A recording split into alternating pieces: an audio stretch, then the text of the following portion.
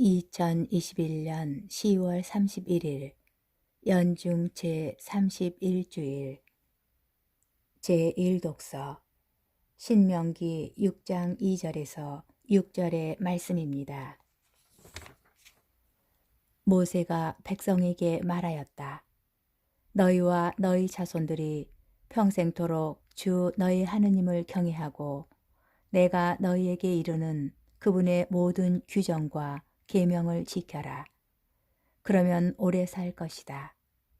그러므로 이스라엘아, 이것을 듣고 명심하여 실천하여라. 그러면 주 너희 조상들의 하느님께서 너희에게 약속하신 대로 젖과 꿀이 흐르는 땅에서 너희가 잘되고 크게 번성할 것이다. 이스라엘아, 들어라. 주 우리 하느님은 한 분이신 주님이시다.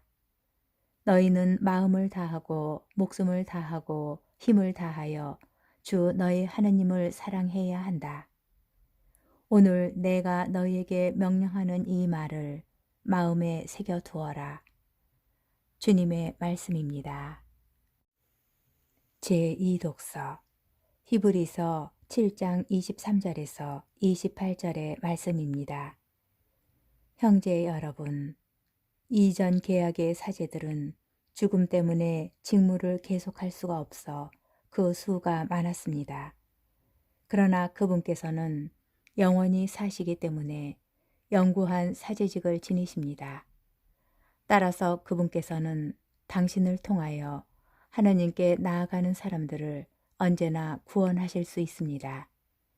그분께서는 늘 살아계시어 그들을 위하여 빌어주십니다. 사실 우리는 이와 같은 대사제가 필요하였습니다. 거룩하시고 순수하시고 순결하시고 죄인들과 떨어져 계시며 하늘보다 더 높으신 분이 되신 대사제이십니다. 그분께서는 다른 대사제들처럼 날마다 먼저 자기 죄 때문에 제물을 바치고 그 다음으로 백성의 죄 때문에 제물을 바칠 필요가 없으십니다. 당신 자신을 바치실 때에 이 일을 단 한 번에 다 이루신 것입니다. 율법은 약점을 지닌 사람들을 대사제로 세우지만 율법 다음에 이루어진 맹세의 그 말씀은 영원히 완전하게 되신 아드님을 대사제로 세웁니다. 주님의 말씀입니다. 복음, 마르코 복음 12장 28절에서 34절의 말씀입니다. 그때에 율법학자 한 사람이 예수님께 다가와 모든 계명 가운데에서 첫째가는 계명은 무엇입니까? 하고 물었다. 예수님께서 대답하셨다. 첫째는 이것이다. 이스라엘아, 들어라. 주 우리 하느님은 한 분이신 주님이시다. 그러므로 너는 마음을 다하고 목숨을 다하고 정신을 다하고 힘을 다하여 주 너의 하느님을 사랑해야 한다. 둘째는 이것이다.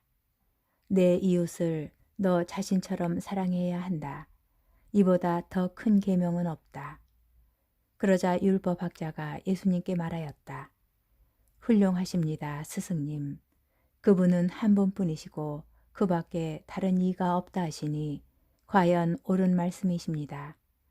또 마음을 다하고 생각을 다하고 힘을 다하여 그분을 사랑하는 것과 이웃을 자기 자신처럼 사랑하는 것이 모든 번제물과 희생제물보다 낫습니다.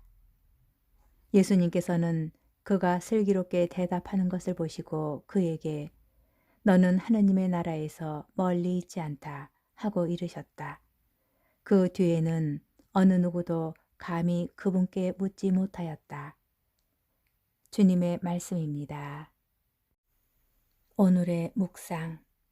오늘 복음은 예수님께서 말씀하신 계명 가운데 가장 큰 계명인 하느님 사랑과 이웃 사랑을 알려주는 내용으로 우리에게 친숙한 장면입니다. 이 이야기는 마테오 복음과 루카 복음에도 등장합니다. 다만 오늘 복음인 마르코 복음만이 하느님 사랑과 이웃 사랑이 모든 번제물과 희생 제물보다 낫다 라는 율법학자의 대답을 들려줍니다.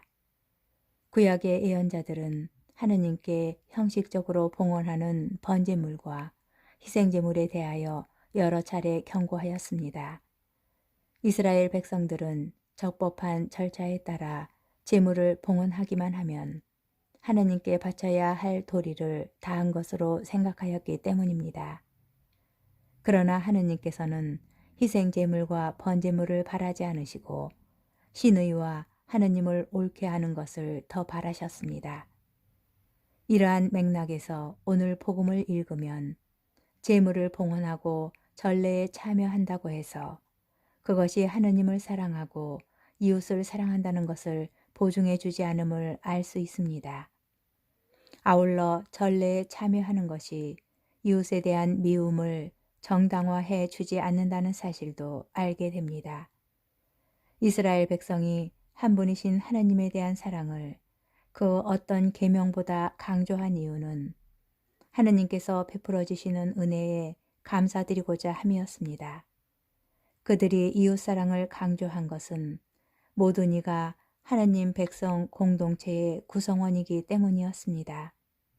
하느님께서는 우리가 하느님에 대한 감사와 이웃과 함께 만들어가는 공동체의 의미를 기억하지 않고 겉으로 보이는 형식에만 주의를 기울이는 것을 원하지 않으십니다.